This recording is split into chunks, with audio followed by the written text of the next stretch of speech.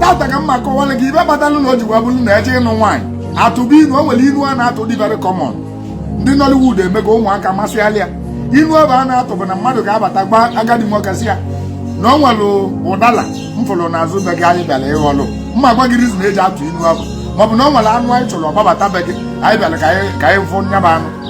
maọbụ na o nwere fụlawa anyị fụrụ na be gị anyị bịara ka anyị kụrụ.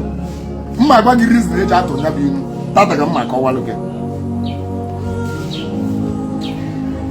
Iwe solu mpa gị wee batalue, mpa gị wee kwụ aka na ba Amadi wee pụta wee kene ebe bụ zacha aba. Unu bụzi mmanya wee bịa ewebulu mmanya anụnwa wee dọba. Amadi eme ọjị mechaa ọjị. Amadi wee ju unu ọ dịkwa na mma ụnụ bịa. Unu asị na ije magbula onwe ya.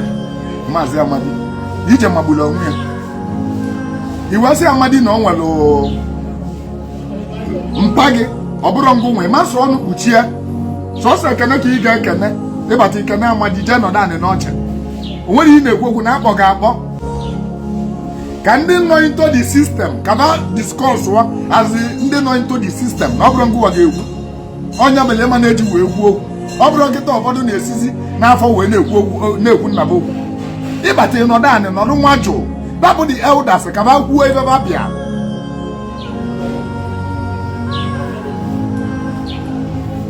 Ọ bụ tata nwa ka ị ga-ama rizin. Ọ bụ na ibugolu nwaanyị nugolu di ebe a ị ga-ama rizin nna gị ji wee walụ aka gị. Ọ bụrụ n'aka di gị ka ọ nyeli ya. Ụfọdụ kịta na-emezi dị mistake. Ọ bụrụ nwata na-anụ nwaanyị ka a na-arafe nwa n'aka na onye a na-arafe nwa n'aka bụ onye o ji melụ nna. Onye o ji melụ nna ka ị ga-akpọrọ nwa ahụ ofenye ya n'aka si ya weta aka gị ọta gị itinye ya n'aka ya. Ọ bụrụ ụdị a na-eme n'ụlọ ụka. Ọ bụrụ ụdị a na-eme n'ụlọ ụka.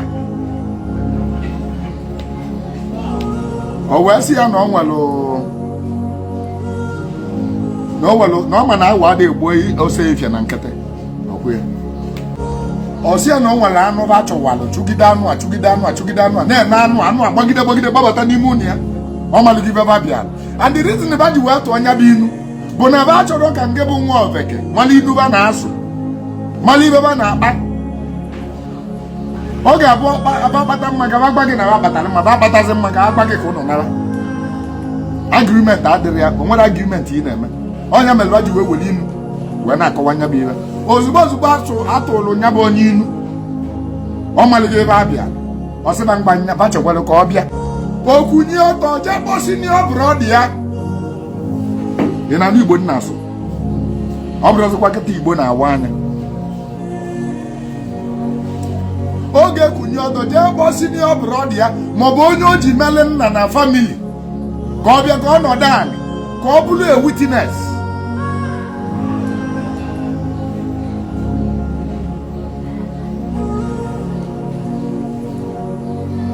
Onye bụ abịa nọdụ anị. Ewesịghị mba biko na enyi a bụ nwanne m nwoke kwukene ya ikwuru ọzọ. O wee gwa ya ọ bụ nwanne ya nwoke sị ka ọ dịrị mgbe na onye na-ana defense maka na ji ada esi n'ọdụ epu ome nọ n'isi rapụcha na ụka bịara kata wee yasasị ebe anyị. Mgbe gboo anyị na-ebe ndụ onye ga-ekwu okwu alụmdi na nwunye bụ onye bụ eldest na famili. Ọ bụrụ mpa gị maka na ọ mụrụ nwa n'oge ọ batara ọgbagalụ n'oche bịa na ọ na-eke nwa di. Ọ bụrụ otu esi eme ya. Onye kwesịrị ike nwa di bụ senior brother ya. Ọlasị mama Chiamaka ọ bụ nye bụ first wife. Ọ bụ na ọ bụrụ ya bụ first wife onye ọ ga-akpọ bụ first wife. Enyi di ya wee gbalụ bịa. O wee gwa enyi di ya bụ the senior wife ka onye ugwu dịli ya n'ugwu bụ nkwanye nwaanyị ji ewe nwunye di. Enyi di ya ka ọ ga-akpọ. Enyi di ya bụza na ọnya bụ mma Chiamaka fine. Ọ bụ na ọ bụrụ ya bụ mma Chiamaka fine. Enyi di ya ka ọ ga-akwa ilu ugwu as the most senior wife. Wee gba enyi di ya wee sị ya na o nwere onye bịara ịnụ Chiamaka.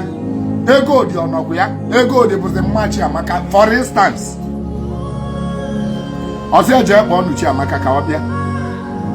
Gaanụ ga-akpọ Chiamaka. Ọ sịrị ya ga-akpọ. No, gaanụ ga-akpọ Chiamaka. Ọ jụghị ese mama Chiamaka.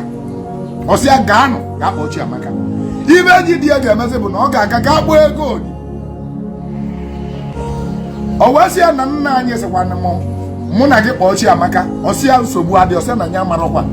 maka na di na nwunye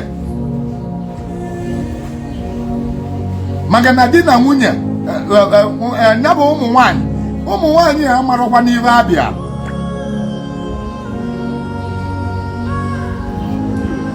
Ego dị na enyi di ya wee kpọọ Chiamaka ma wee duru Chiamaka wee dupụta kwụzialụ n'agịga ụnọ na-enenezi ka malụ ma ọ nwere ibe melụnụ. Mana enyi di ya asị experience somebody nọgolo ebe abịalụ nụ ya n'oge esi wee kpọọ onye ga na-asị ya na ọ dịkwa ka ndị di ya bịalụ Chiamaka ebe onye ọ ga na-agbazi egbu ego dị ti ego dị ọ dịkwa ka ndị di ya bịagolu Chiamaka o asị ya ndị di Chiamaka nke mụkwa ndị di bịara ya ọ bụzi kịta anụ nwa ọ ga-abụ agwa emoda na di bịalụ nwa ya ọ sị na nwa ya topụtasịrị ya na ọ gụsịrị akwụkwọ ọ bụrụ kịta. It's an joyful thing na di bịalụ nwa gị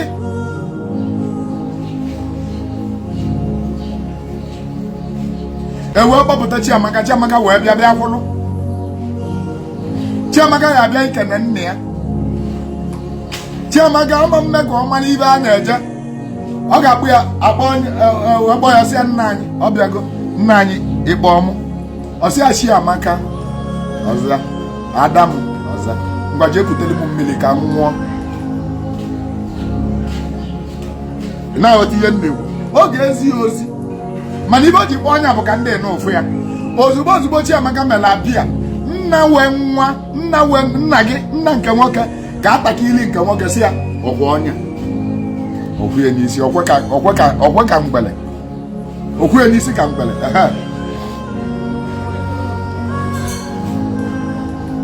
okwu ya n'isi ka mgbele.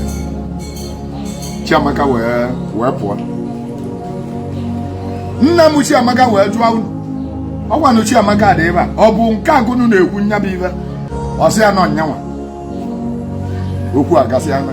Chiamaka ekwugwelu mmiri kwupụta ọzọ nke nwoke nọ a na-akpọli ya mụ na-enere Chiamaka maka na Chiamaka uche Chiamaka agbabago na bana abọfụkwalụ n'ụzọ iyi maọbụ n'ụzọ nkụ maọbụ n'ụzọ nwa mgbe nwa.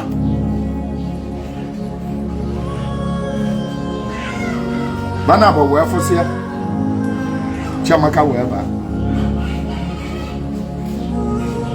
O wee gwa unu bụ nna m nwa na senior brother ya wee sị unu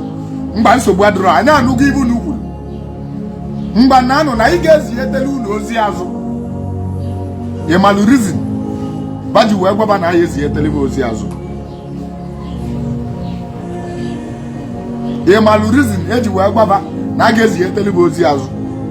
Kedu reason? Ọ bụ na ịmalụ reason kọmentị anya na comment section.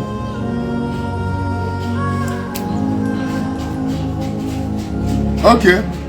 the reason eji wee sị na a ga-ezihetele m ozi azụ bụ ka ba jụọ ese ọ bụbere ịgba nwaba nwaanyị olubere oge ịgba nwaba nwaanyị ka ba jegodu jee jụọ ese bana bụ ga-ejebe n'afa ka ba jee jụkwa afa ma anabatali ya positively afa wee ekwu na anabatali ya fa wee jebekwe na vileji ndị n'ụbịala ịnụ nwaba ka ba jekwe jee jụọ elderly people ndị eze na ọzọ maka famili ahụ ka ma famili ahụ ba na-eti nwaanyị ibe famili ahụ ba na-ezu ori famili ahụ bụ agbaala famili ahụ bụ agbọ ibe ọbụla famili ba na-asọ wee jeje jụọ ese ahụ.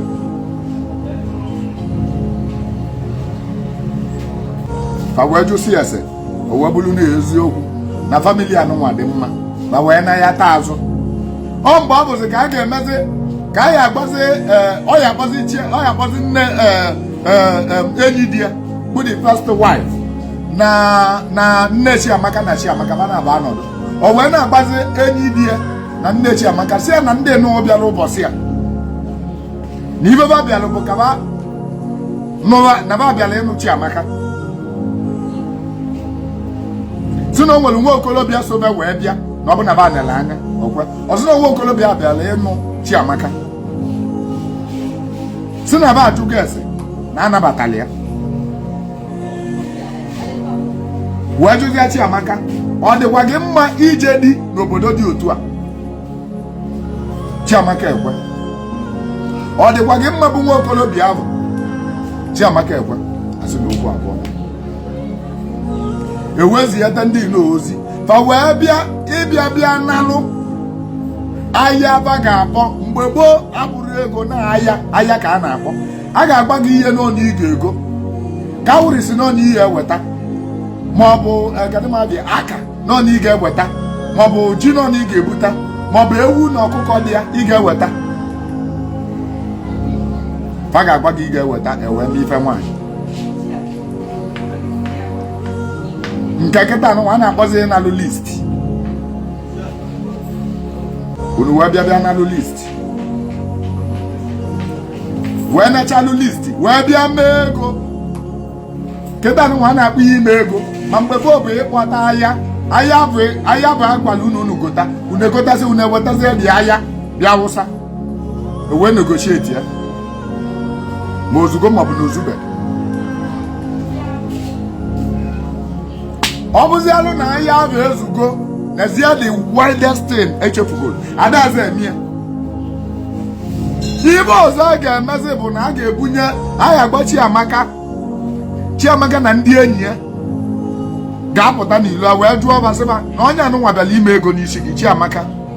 mmanya anụnwa bụ onye butere mmanya anọ ka ọ wee nụba gị o wee sị ya Chiamaka ị na-anya ịfụ mmanya niile dị ebe a ị na-anya ịfụ ihe niile dị ebe a onye anụnwa wetara ebe a sị na ọ ka ọ wee nụba gị Chiamaka mmanya anụnwa ka ọ dabụ na mmanya ọ ga-abụ anyị ṅụsịa isi na ị chọrọ Chiamaka ọ bụ anyị ṅụọ mmanya ọsịa nna anyị ṅụọnụ mmanya aka adaba akụwa aka ama mma imeli ibe experience mgbe ị nụrụ di asị nwaanyị ebo gị bụ nwoke imeli experience mgbe ị nụrụ nwaanyị o nwere mgbe a ga-ajụ nke nwaanyị si ya mmanya anụnwa ndị a butere ya sị na ba chọrọ ịnụ gị ọ bụ na anyị aṅụwa mmanya ka ọ dabụ na anyị gụsịakwu ya esi na ịchọ ọzọ ọ bụ anyị gawa n'iru ọ bụ anyị ṅụba mmanya asịa nna anyị gawa n'iru ṅụọnụ mmanya enwebe aṅụrị aṅụba mmanya mgbe na-aṅụsalụ mmanya Chiamaka na ndị enyi ya ga-ebulu akpati akwa Chiamaka ma mgbomgbo Chiamaka ebuli ya nawa agbabekwa nkwụ ịgba nkwụ bụ the last thing ebuli ya nawa be nke nwoke abata n'obe nke nwoke ebubaghị ya n'ime ụlọ mama nke nwoke ahụ n'ime ụlọ my mother for instance ebubata n'ime ụlọ ya ịma ebe ọ gara ime amalụ ụlọ Chiamaka gara amalụ ụlọ ka ọ jee malụ ụlọ ka ọ jee malụ ma ebe ahụ ga-ekwekwu ya omume ka ọ jee malụ ma alụmdi na nwunye ọ ga-adabakwa nne na famili a maka na ebe a bụ ibe lifetime ọ bụrụ ibe ọ ga-abụ eje echi edivọsụ nwanne echi onye mere ọ ga-eji wee jee mee amalụ ụlọ o nwere vileji si na-eme ya oru ọnwa ka a na-anọ n'amalụ ụlọ o nwere vileji si na-eme ya n'izu na-asaa o nwere vileji si na-eme ya n'izu na-abụ o nwere vileji si na-eme o dipendịrị otu vileji unu si wee na-eme Chiamaka wee jee amalụ ụlọ kedu ibe melụ unu na Chiamaka ama mbu abịa baga n'ime ụlọ m ka mụ na ya nọdụ na ọmụnwa bụ ibe chọrọ ịnụ ya gbagoro m ya na comment section kedu reason ọ bụ na ị na-efolo Igbo tradition very well kedu reason ọ bụ na ịnụnuga ụka na akọnugolu gị kedu ibe kpatalụ ụnụ na ọmụnwa chọrọ ịnụ Chiamaka kedu ibe mere Chiamaka ji wee buziela akpati ya baga n'ime ụlọ my mother ya na my mother na ụmụnne m ụmụ nwaanyị anọdụ wanyị na oburu onye ebute n'ime ụlọ m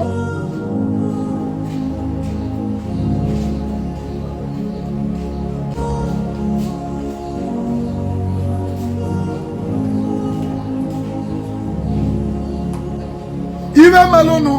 Chiamaka ma na-eji bulu akpati ya wee baga n'ime ụlọ nke nwoke bụ na Chiamaka ka bụ virgin mbọsị bulugboo ndị Igbo na-anụ nwaanyị with their virginity ọ bụ zeketa virgin ọka dị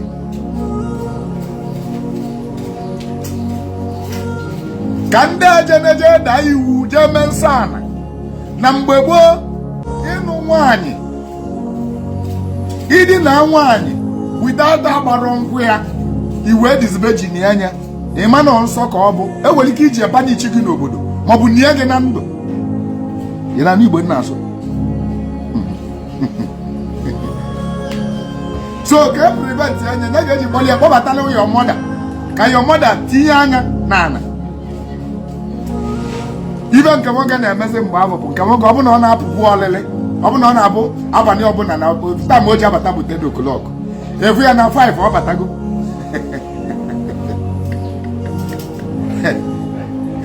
5 ọ batago ọ nọrụzi ọ na-alụnye anya ọ bụ na Chiamaka na-aza ụlọ ọ na-enene ya ọ na-enene ya mgbe ọ na-ekwuwala ebe a Chiamaka fụ na ọ nọ n'ilo Chiamaka atọ n'ime ọmagwụ apụta maka mgbe ọ bụ ị na-anya fụ na onye ọbụla bụ vejin na ifele na-eju ya anya ụmụ nwaanyị ọ bụ asị ka eziokwu I guess yo ọ dịkwa m ka ọ dị m ka onye ọbụla bụ vejin na-emeta ifele too much. Chiamaka bụ nwanna ya bụ nke nwoke nọ n'ilo ọmagwụ apụ mana mami ya chọpụta na nwa ya nwoke nọ n'ilo na-achọ ka ọ na-enene Chiamaka mami ya na-ezizi ya ozi ka ọ na-apụ ilo ọ nọkata ozie ya Amaka gaa simite ọkụ na-akpụ ọnụ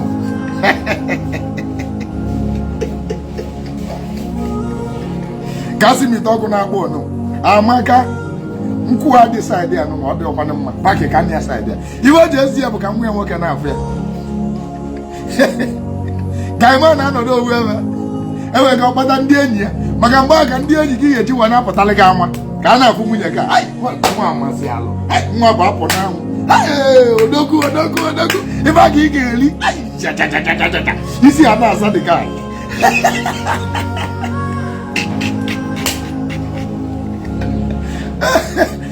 mgbe ọ ka nwa na-atọ ụtọ ndị enyi ga-anọdụ na-eti nna ekwela ukwu nwa nna nwa amasị alụ nna nke nụrụ the most beautiful wife kai Chineke God nna ọ dị ka mgbe ebugo ụzọ ka eme ego nwa a na-ama njakịrị wepụta mmanya ya na ndị enyi ya na-aṅụ anakọta mmụ ya chọpụtakwa na ebe niile adịbago dọl mmụ ya akpọgo ọzọ nke onye ijele paakị ya saịdị ya mmadụ gị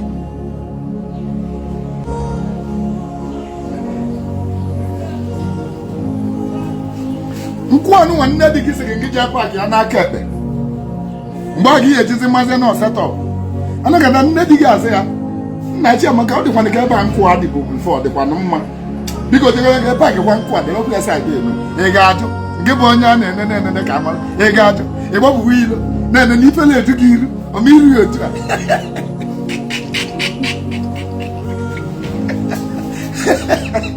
mgbe a gị eji na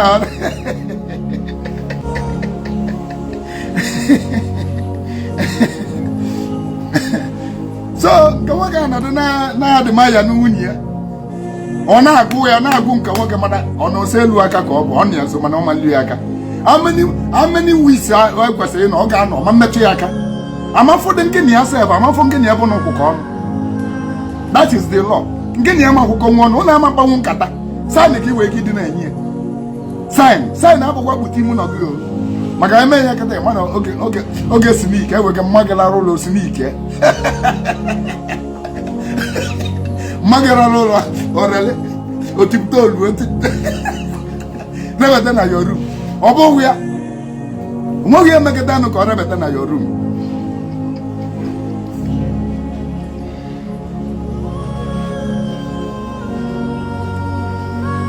ịghọtago so ọ ga-anọgide ọ tiri n'ozuwe mgbe ahụ kedu ibe Chiamaka bịakwanara ịma Chiamaka ibe ọ bịara ime bụ ka ọ malụ ma di ya ime ọlụ adịghị ya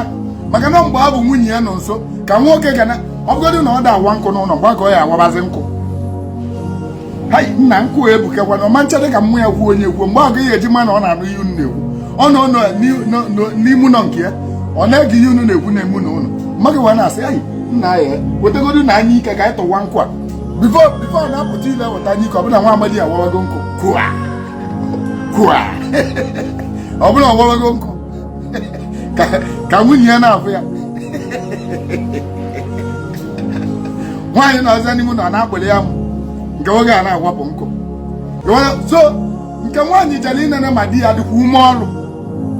ma ọ ga-azụ nwukwu ya nri mgbe ọ bụ ọ nenere ọ bụrụ na mgbe ọ na ọbụna di ya dị ume ọrụ onenne ka nne di ya nne na nne di oge kwekwebebi ka mgba gị mmadụ na-atọ na-anụ gị bụ nwaanyị n'ụlọ onye bụ ibe Chiamaka na-eje ịmụta nọ mmadụ na-atọ na-anụ ya mmadụ na-atọ na-anụ ya n'ụlọ onye izizi bụ first husband gị bụ nne di gị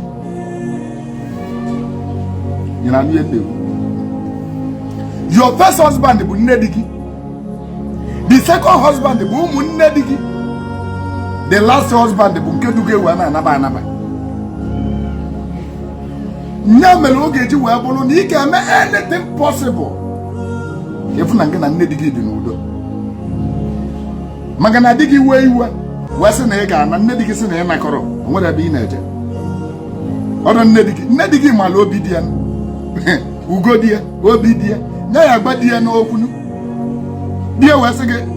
Chukwuemeka ọ dị ka isi adọrọ gị mma ise gị na nwaanyị ntara ise gị kọma nọ daa na ọsịsọ yudie na ọsọ ya ni ọdatin maka nwunye eburu mgbe ọchị gị ya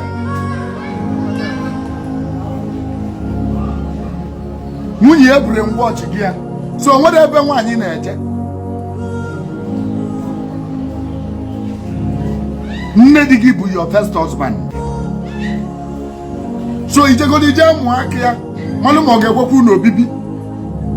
nene ụmụnne dị gị otu fasi wee nabata gị mgbe obi ya dịkwaba mma onye bụ ibe ndị bụ unu zigara gị ka ije mmanụ